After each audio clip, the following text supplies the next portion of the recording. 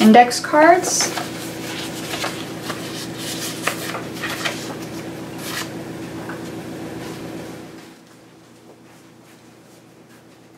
Cornmeal, chicken byproduct meal, ethoxyquin, butylated hydroxytoluene. All of these are common ingredients in commercial pet food. And not only are many of them really confusing and hard to pronounce, they're also almost universally banned by the FDA for human consumption. If we love our pets like family, don't we want to feed them like family and make sure we know what's going into their tummies? I'm Kate and this is Tucker, and today we're going to be showing you how to make raw cat food in your very own home. Let's start by talking about some necessary supplies. The most important thing, and probably the most expensive thing by far, is a meat grinder. Now this guy I got for about $150 on eBay. I bought it used. It's a Tyson STX Turbo Force meat grinder. And the reason you need a really hefty meat grinder is because you need to grind bone. Cats eat their prey whole in the wild, so they need that calcium from the bone in order to have a complete diet. So this is a really important component. You're also going to need some kind of serving container. You can use an ice cube tray, but I have these little 2-ounce cups with lids that I use to portion out the food. You're going to need a kitchen scale like this one, just to make sure you weigh everything correctly, because making sure that you have the right amounts of each thing is very important when you're making cat food. You're going to need some supplements. This is the only optional supplement. It's psyllium husk powder, and it's basically an extra added fiber if your cat has digestive problems, which mine do. So adding this just helps keep their digestion moving along well. You're going to need taurine. This is crucial for cats' eyesight, so this is very important. I have 1,000 milligram capsules here. You're going to need B50 complex, which is just vitamin B and some other added vitamins to make sure that your cat's healthy and has a lot of energy. This is dry vitamin E, and it's 200 IU capsules. And then this is some wild-caught salmon oil, and this twofold. It's good for their coat, keeping it shiny, and it also makes the food smell and taste really good to the cat. So this is a good thing to add. Now, other ingredients and supplies. You're going to need a very sharp knife to cut up your meat.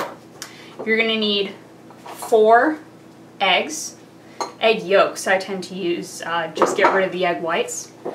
You're going to need 4.4 ounces of raw chicken thigh with the bone in. I take the bone off out of approximately 20% of the chicken meat. So that just keeps the calcium and phosphorus ratio in check.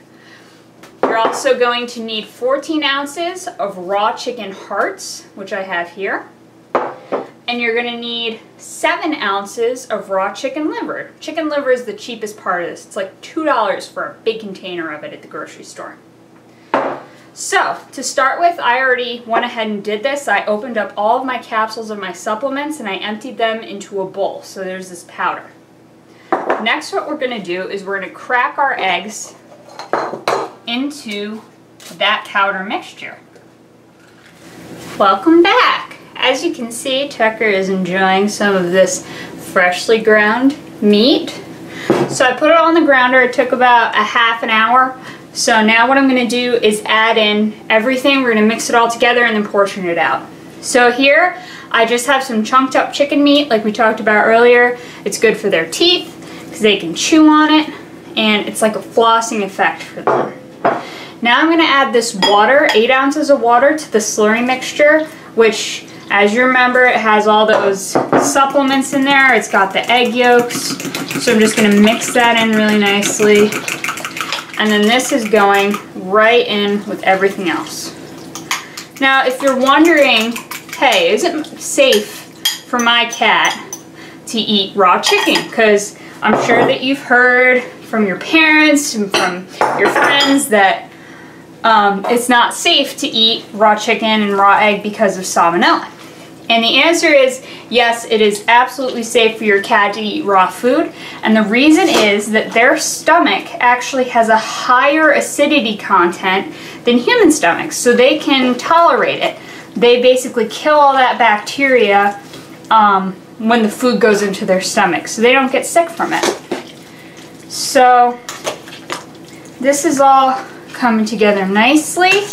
You can let your cat lick the bowl if he wants to.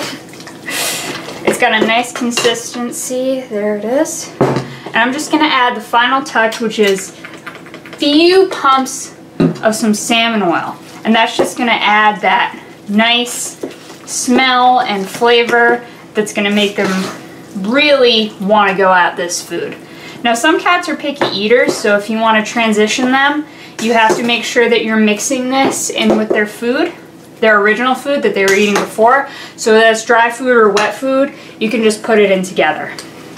So now I'm just gonna start portioning these out. And I put them into these little 2-ounce cups. And 2 ounces, so you wanna feed between 2 and 4% of a cat's body weight per day. So for my 15-pound cat who needs to lose some weight, I'm gonna feed him 4 ounces a day. So that's 2 of these little containers. And he's hopefully gonna lose some weight. He's already lost a little, but he definitely needs to lose maybe 3 or 4 more pounds. So I'm just gonna finish up putting all these into their little containers, and then after that we'll come back and I'll show you how the cats like it.